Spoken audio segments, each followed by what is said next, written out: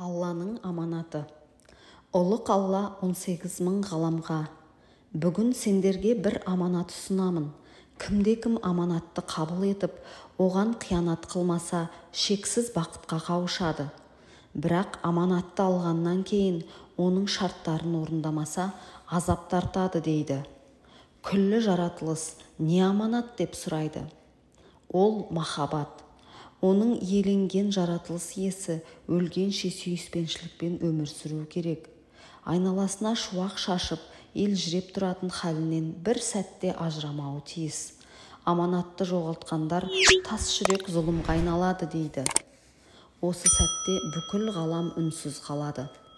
Тау тас, аспан мен жер тәуекелге бара алмай шегіншектеп тұрып қалады.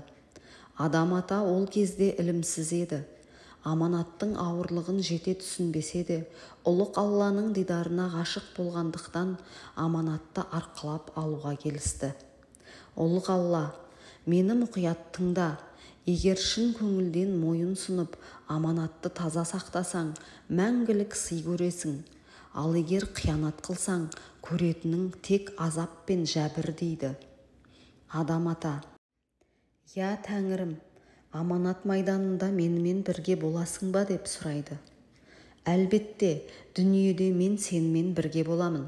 Егер сен мені көркем есімдерімді атап шақыратын болсаң дейді. Ұлық Алла уәде берген соң, адамның жүрегіне сенім кіреді. Аманатты маған берсең, мен оны жүрегімде сақтаймын. Оны таза ұстауға тырысамын. Ұрпақтарыма да аманат етемін дейді. Құдай тағала, аманатты таза сақтаудың шарттары бар. Мен арам деп тапқан барлық нәрседен аулақ жүресің.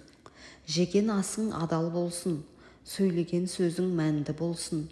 Жүрегің кірленбес үшін әурет жеріңді жауып жүруге міндеттісің. Аманатты аман сақтауға да, жоғалтып алуға да септесетін ең басты құралың қызыл тіл.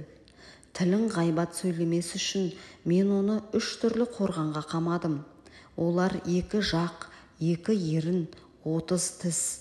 Осы 3 кедергіден өтіп өсекке жол беретін болсаң, аманатты ұрлатып аласың. Махаббат кеткен соң жүрегің қатайып, қиянатты шімірікпей жасайтын зұлымға айналасың депті.